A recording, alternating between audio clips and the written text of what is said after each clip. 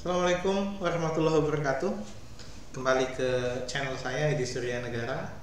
Masih video lanjutan untuk mata kuliah ISIT Strategic Planning, tepatnya pada chapter 9 part 2 ya. Kali ini saya akan melanjutkan pembahasan bagaimana mengelola investasi pada sistem dan teknologi informasi.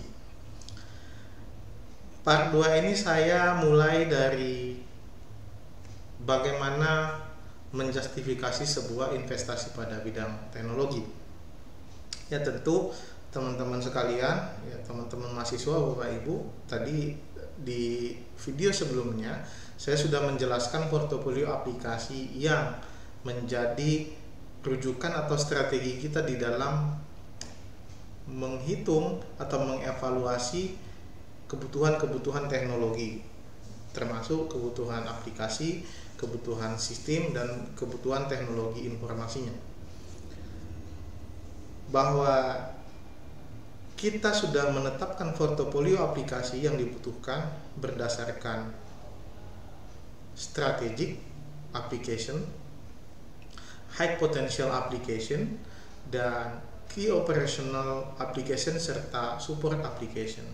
Tentu ya Bapak Ibu sekalian harus dapat menentukan ini dulu ya, aplikasi-aplikasi apa saja dan bagaimana yang nantinya dibutuhkan, sehingga tadi kalau kita lihat dari 3 nilai yang diharapkan, 3 benefit yang diharapkan, yang pertama adalah untuk efisiensi, yang kedua adalah untuk efektivitas, dan yang ketiga adalah untuk kompetitif atau inovasi.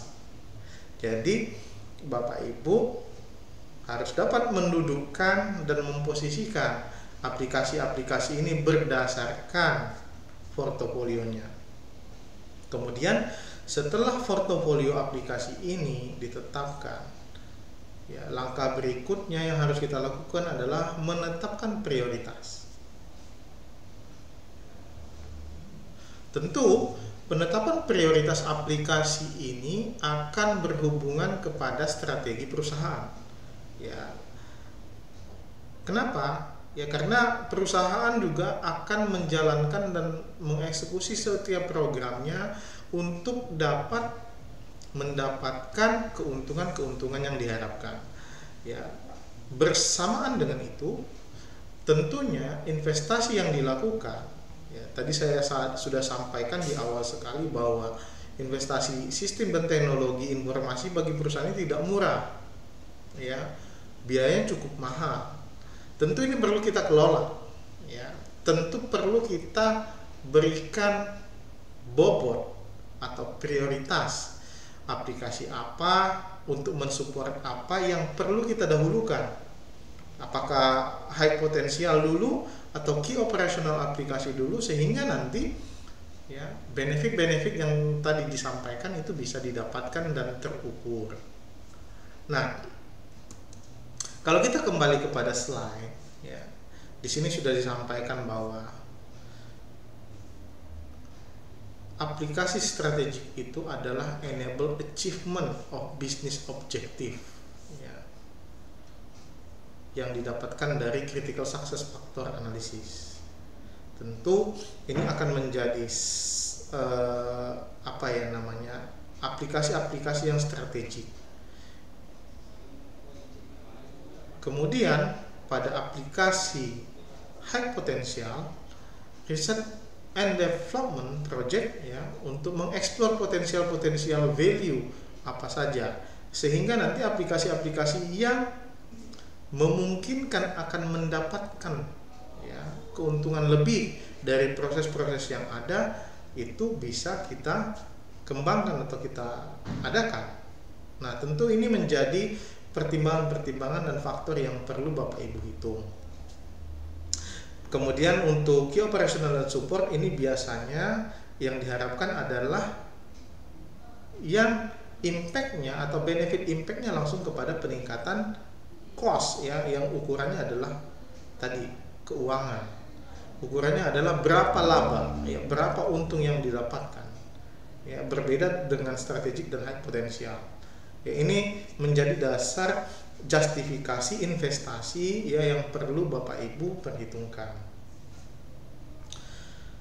Nah, setelah itu saya katakan adalah setting prioritas aplikasinya. Ya, mekanisme yang perlu digunakan adalah yang pertama nanti akan dilihat ya, apakah aplikasi-aplikasi ini logis di dalam achievement atau pencapaian yang diinginkan. Tentu ya, aplikasi ini pun akan membantu ya menggeser posisi perusahaan di dalam melakukan kompetisi atau kompetitif dengan aplikasi-aplikasi yang inovatif. Tentu nanti teman-teman perencana strategi harus berpikir inovasi apa untuk aplikasi yang seperti apa yang tidak dimiliki oleh perusahaan lain yang harus kita miliki. Ya, tentu analisis ini tidak berdiri sendiri ya Bapak Ibu. Saya yakin analisis harus dilakukan terlebih dahulu untuk memposisikan perusahaan kita, termasuk dari diferensiasi produk, termasuk dari keuntungan atau benefit dari perusahaan yang sudah dirasakan oleh customer selama ini, ataupun apa kelebihan-kelebihan yang dimiliki oleh perusahaan atau organisasi Bapak Ibu. Tentu ini semua menjadi kerangka ya yang akan melengkapi analisis yang dilakukan untuk menentukan prioritas aplikasi apa yang harus diadakan atau yang harus dibeli atau yang harus di-develop. Nah, tentu kalau perusahaan sudah punya biaya yang atau sudah punya modal yang cukup besar, ya itu tidak ada masalah. Tetapi yang menjadi catatan saya di sini adalah walaupun perusahaan itu sudah punya modal besar dan investasi IT itu tidak jadi masalah, tentu yang diharapkan adalah investasi ini harus berdampak kepada ya benefit. Ya, walaupun dalam proses pengadaannya tidak ada masalah, tetapi setelah dibeli, setelah diadakan, apakah memiliki dampak kepada benefit perusahaan? Ya, ini perlu menjadi perhitungan-perhitungan yang harus kita lakukan.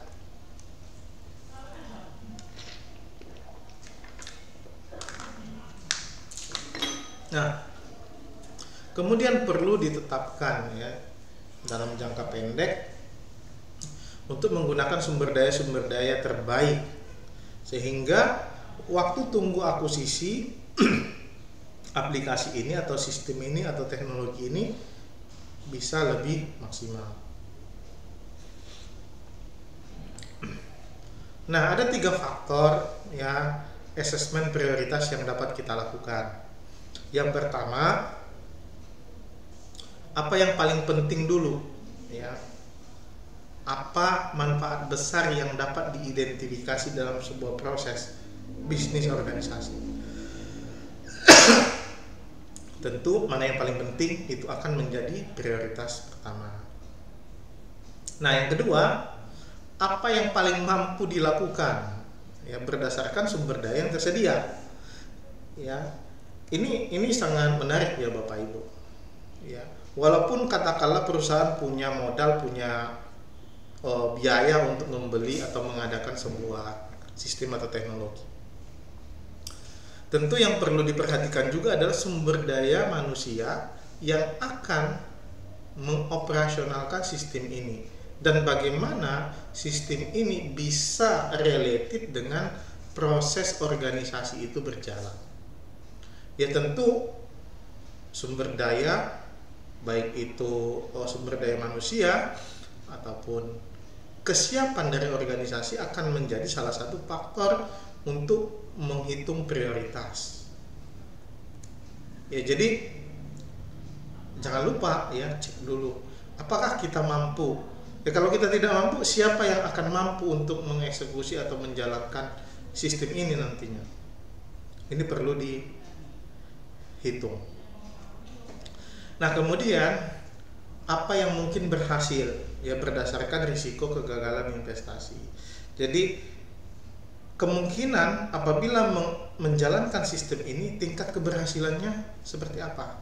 Ini perlu di assessment, ya, ini perlu dihitung, ini perlu dianalisis, sehingga dari 3 faktor analisis ini nanti diharapkan inilah dasar yang harus Bapak Ibu gunakan, teman-teman mahasiswa, untuk menentukan, oh saya atau kita pilih aplikasi ini, atau kita pilih kembangkan sistem ini, atau kita pilih adopsi teknologi ini.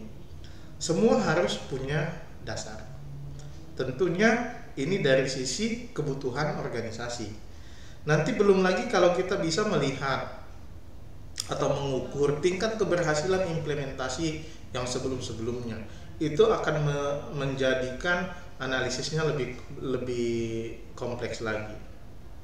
Nah, yang ketiga setelah itu setting, ya, prioritas pada support segmennya.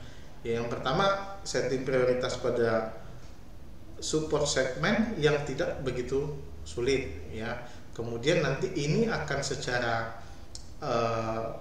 perlahan berjalan akan mendapatkan economic benefit, ya, di mana penggunaan yang tepat dan memprioritaskan pengembangan aplikasi atau sistem yang tepat.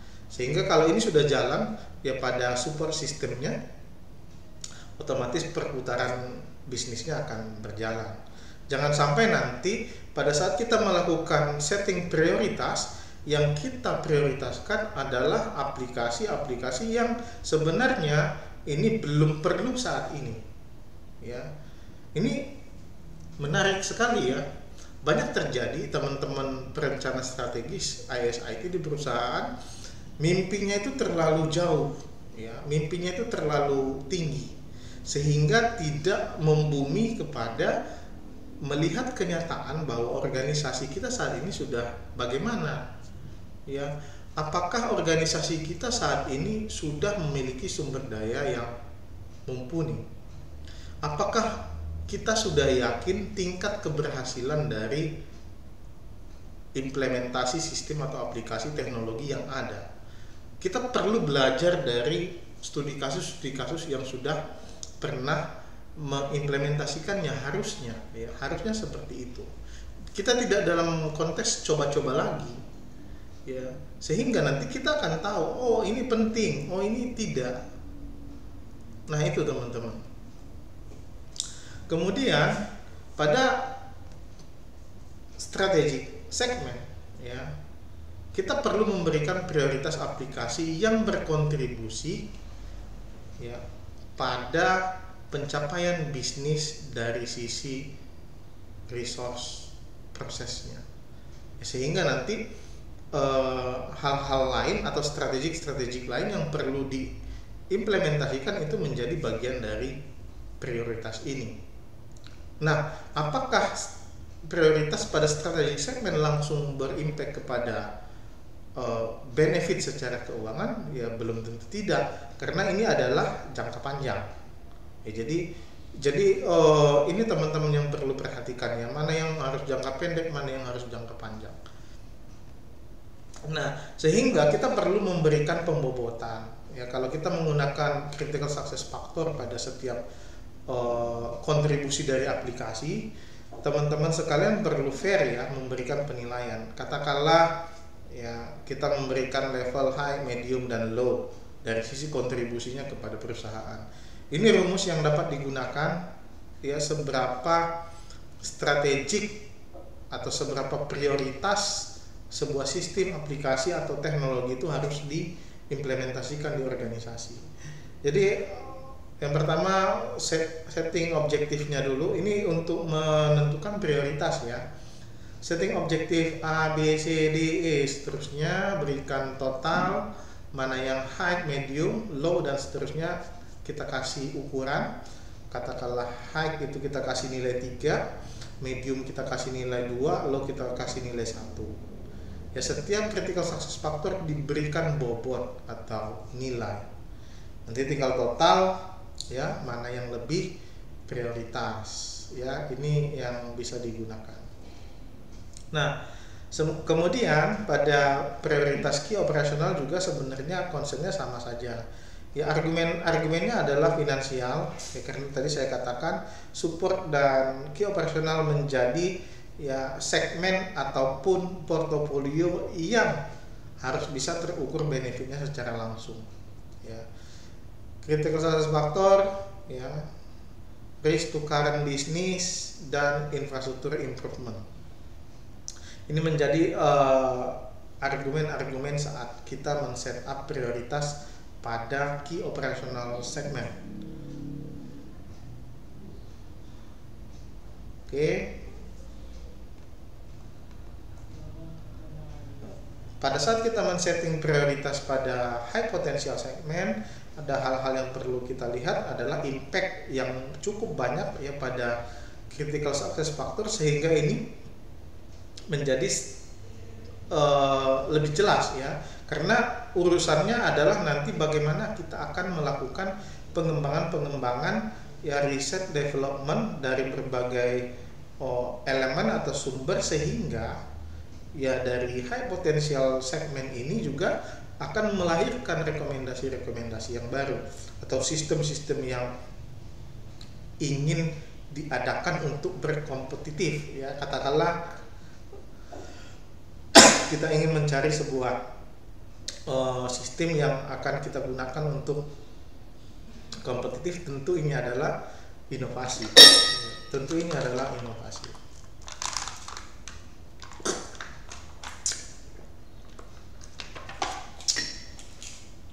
Baik. Nah, kemudian pada saat kita melakukan setting aplikasi portofolionya juga ada beberapa hal yang harus kita perhatikan. Ya, pendekatan rekomendasi ya key operational aplikasi ini akan menambah ya coverage portofolionya. Strategi aplikasi ya yang selalu menjadi poinnya adalah critical success factor untuk mensupport aplikasi sehingga akan lebih untung ya secara finansial. Kemudian manajemen must decide the weighting this atribut ya to bisa melihat benefit ini dari hal yang lebih terukur ya. Jadi nanti dari rumus yang saya sampaikan tadi kita bisa melihat ranking ya sistem atau aplikasi-aplikasi yang prioritas apa dan mana yang harus diimplementasikan terlebih dahulu. Nah, Bapak Ibu ini bisa melihat ya efek dari bobot dari setiap faktor. Ini contoh ya, nanti di sana dituliskan faktor-faktor apa saja. Yang pertama ini contoh, semua tipe investment have to be cost justified ya, jadi biayanya harus terjustifikasi dengan baik. Strict to ROI ya, return of investmentnya itu harus jelas. Objektifnya critical success factor low ya, di sini low, business ranknya low, infrastrukturnya low, ekonominya high. Nah, ini mapping ataupun pembobotan dari semua faktor. Jadi nanti Bapak Ibu bisa mapping ini mana yang low, mana yang medium, mana yang high. Tentunya faktor-faktornya harus clear dulu ya, harus clear dulu. Ini yang perlu diperhatikan ya. Ini lanjutannya ya, contoh faktor need for redevelopment of all system ya, contoh perlu development ulang pada sistem yang lama, sistem ataupun teknologi yang up to date ya, yang sudah out of date ya, dibandingkan dan nanti kita akan mendapatkan sebuah rekomendasi ya redevelopment. Ini secara objektif masih low ya, secara bisnis ini perlu high, infrastruktur high, dan ekonominya medium, enggak langsung. Biasanya perusahaan-perusahaan senang yang melihat ekonomiknya ya. Environment is very competitive and business performance must be improved ya. Ini high, medium ya. Oke. Ini adalah generic source ya dari benefit, perbedaan benefit sebuah aplikasi. Nanti yang strategik ini akan menjadi aplikasi-aplikasi yang inovasi bisnis dan perubahan bisnisnya. Kemudian impact-nya juga atau benefit-nya akan rekonstruksi proses bisnisnya. Aplikasi atau sistem high potensial itu nanti akan menjadi research and development project karena ini adalah kompetitifnya, inovasinya. Kemudian pada key operasional ya, yang diharapkan adalah effectiveness dan realisasi dan integrasi. Kemudian pada support ini adalah efisiensi, bisnis efisiensi yang mengeliminasi proses dan mereduksi biaya. Nah, ini benefit management konteks yang bisa dilihat, digambarkan bahwa benefit management proses itu ya menjadi salah satu tujuan yang ini diharapkan datang dari implementasi atau penggunaan IT dalam proses dan produksi sebuah bisnis produk ya. Kemudian perubahan organisasi juga nanti diharapkan akan memberikan impact kepada perusahaan secara benefit. Tadi saya menyampaikan bahwa terjadi efektivitas ya. Kalau dalam perubahan organisasi terjadi efektivitas, di dalam IT proses dan produk terjadi efisiensi. Nah, ini secara langsung ya, benefit drivers itu akan merubah atau memberikan benefit manajemen proses ya, tipe-tipe benefit yang diharapkan, dan organisasi konteks akan menjadi input bagi benefit manajemen proses, sehingga nanti tiga ini akan menjadi input dan perubahan ini akan dipengaruhi oleh perubahan organisasi dan IT proses produk sehingga nanti akan mendapatkan benefit. Ini adalah konteks manajemen benefit yang diharapkan sebenarnya oleh perusahaan. Ya. Nah, manajemen benefit proses ya, benefit dari manajemen proses itu yang pertama, kita bisa melakukan atau kita bisa mendapatkan identifikasi struktur benefitnya. Jadi nanti kita benefitnya pada bagian apa gitu ya, atau seberapa besar. Ini yang akan lebih memperjelas bahwa dengan adanya aplikasi ini ya, benefit yang didapatkan adalah 1, 2, 3, 4. Benefit didapatkan dari aplikasi high potensial, benefit didapatkan dari key operasional seberapa besar, benefit didapatkan dari support application yang ini tujuannya adalah efektivitas berapa besar ya, benefit bisa didapatkan dari key operasional yang tujuannya adalah efisiensi berapa besar, dan seterusnya. Ini adalah manfaat dari manajemen benefit yang bisa dirasakan. Oleh sebab itu, kalau kita tahu benefit terbesar ataupun proses mendapatkan benefit tercepat itu didapatkan dari aplikasi-aplikasi yang mana, tentu ya ini akan ada hubungannya kepada prioritas tadi. Mana yang kita duluin ya, prioritas aplikasi mana yang harus atau sistem mana yang harus kita kembangkan terlebih dahulu. Kemudian ya, balik ke slide planning benefit realisasi ya, dengan kita bisa memanajemen benefit proses, kita akan bisa merencanakan realisasi sebuah benefit. Yang ketiga, bisa melakukan executing sebuah benefit plan. Yang keempat, review evaluasi. Yang kelima adalah potensial untuk benefit-benefit yang lainnya. Ya, ini ya yang bisa kita dapatkan di dalam melakukan proses manajemen proses pada benefit. Mungkin itu dulu teman-teman, Bapak Ibu, teman-teman mahasiswa yang bisa saya sampaikan pada part 2 ini. Mudah-mudahan walaupun agak sedikit rumit ya, agak mulai rumit ya, saya berharap nanti video ini dapat diulang-ulang sehingga nanti bisa lebih dipahami. Mungkin itu saja, saya ucapkan terima kasih. Assalamualaikum warahmatullahi wabarakatuh.